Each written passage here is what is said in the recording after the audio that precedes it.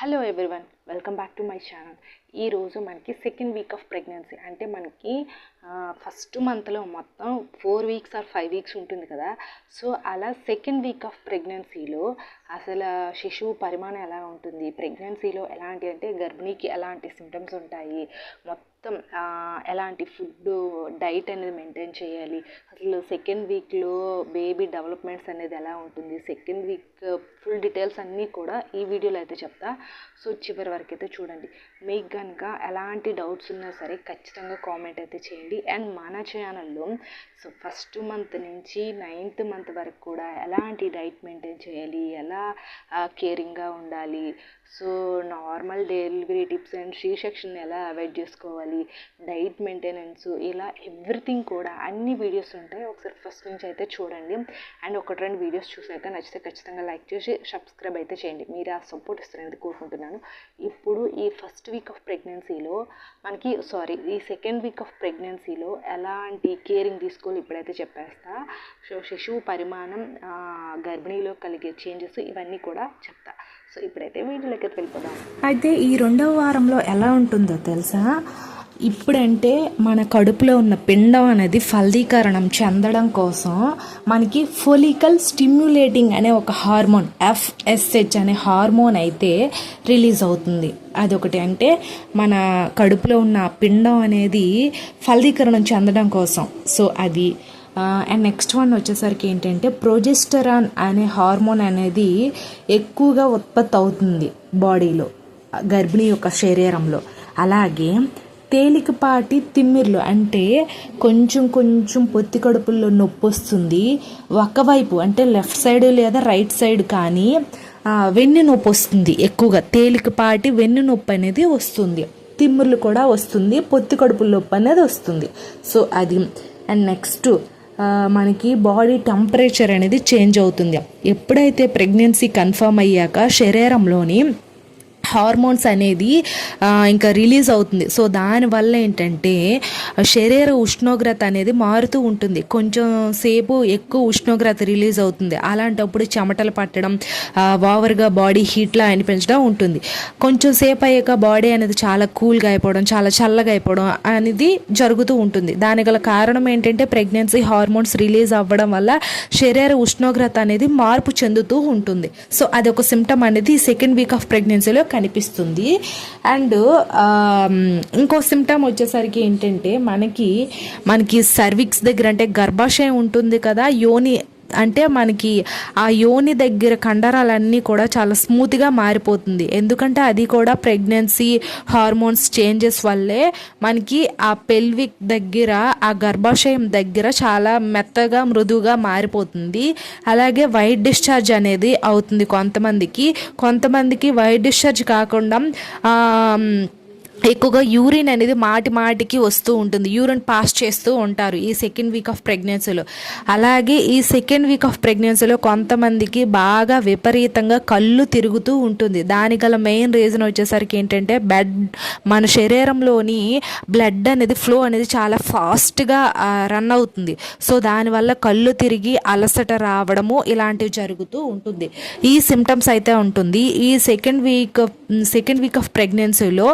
ఇంకా ఆ బేబీ అనేది ఫలదీకరణం చెందడానికి ఒక అడుగు వేస్తుంది.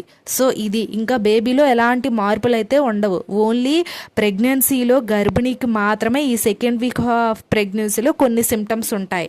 సో ఇది అండి. అలాగే మనకి సెకండ్ వీక్ ఆఫ్ ప్రెగ్నెన్సీలో ఏమైనా టెస్టులు చేయించుకోవాలా, ఏమైనా డాక్టర్ని కలవాలా అని రకరకాల డౌట్లు అనేది వస్తూ ఉంటుంది.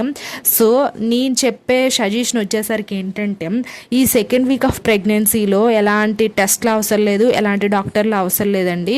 మీరు ఫస్ట్ ప్రెగ్నెన్సీ కన్ఫర్మ్ అయ్యారా లేదా చెక్ చేసుకోవాలి.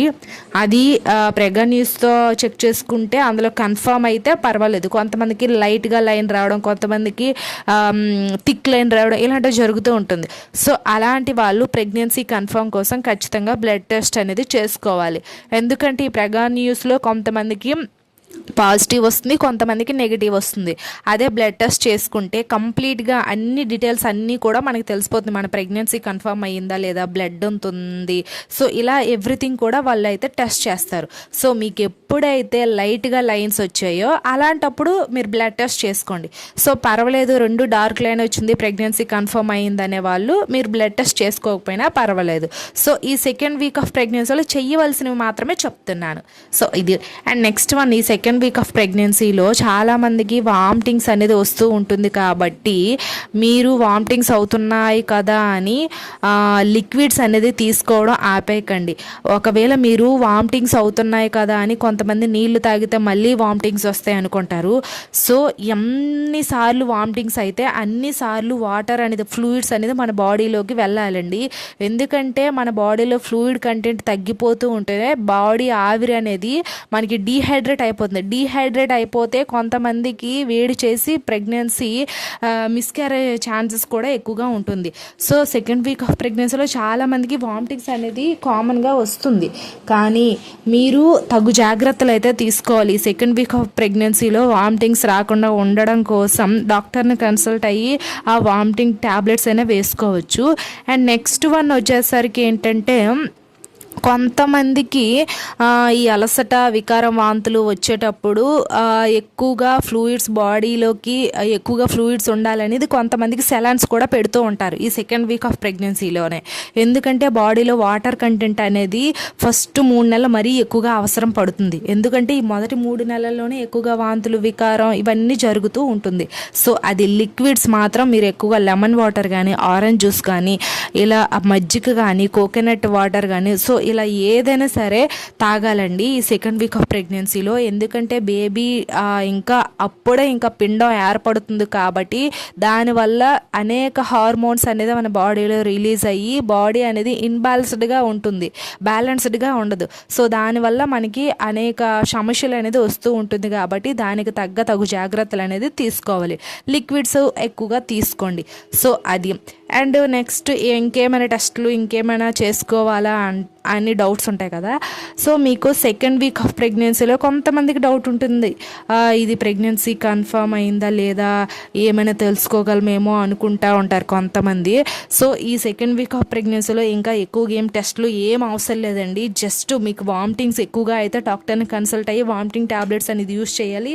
కొంతమందికి మరీ ఓవర్గా పర్ డేలో ఒక 8 times 7 times వామిటింగ్స్ అయితే సెలాన్స్ ఇలాంటివంతా ఫ్లూయిడ్స్ అనేది బాడీకి ఎక్కిస్తూ ఉంటారు. సో అదొకటి. అండ్ నెక్స్ట్ మీరు ప్రెగ్నెన్సీ కన్ఫర్మా లేదనేది తెలుసుకోవడం కోసం అదొకటి. అంతవరకే ఈ సెకండ్ వీక్ ఆఫ్ ప్రెగ్నెన్సీకి యూస్ చేయాల్సిన టెస్టులు, కానీ మరీ ఎక్కువగా ఏం అవసరం లేదండి. సో అది. ఈ సెకండ్ వీక్ ఆఫ్ ప్రెగ్నెన్సీలో ఎక్కువగా మీరు రెస్ట్ తీసుకుంటే బెటరు. ఎందుకంటే మనకి ప్రెగ్నెన్సీ హార్మోన్స్ వల్ల బాడీ అనేది చాలా సెన్సిటివ్గా మారిపోతుంది.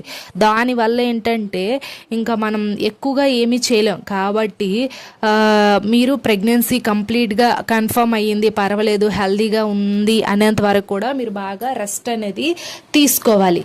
సో ఇది అండి. ఐ హోప్ ఈ వీడియో మీకు ఇన్ఫర్మేటివ్ ఉంటే ఖచ్చితంగా వీడియోని లైక్ చేయండి, షేర్ చేయండి, సబ్స్క్రైబ్ కూడా చేయండి. సో నేను ఫస్ట్ వీక్ నుంచి 40 weeks వరకు కూడా ఒక్కొక్క వారంలో ఎలా ఉండాలి, ఎలాంటి ఫుడ్ తీసుకోవాలి, ఎలాంటి జాగ్రత్తలు తీసుకోవాలి, ఇలా బేబీ యొక్క ఎదుగుదల ఏంటి, డెవలప్మెంట్స్ ఏంటి, ప్రెగ్నెన్సీలో ఎలాంటి సిమ్టమ్స్ ఉంటాయి, ఎలా ఎవ్రీథింగ్ కూడా ఫస్ట్ వీక్ నుంచి 40 weeks వరకు కూడా వీడియోస్ అనేది చేస్తూ ఉన్నాను. ఆల్రెడీ చేశాను, ప్లేలిస్ట్లో ఉంటాయి, వెళ్ళి చూడండి. Thanks for the watching this video.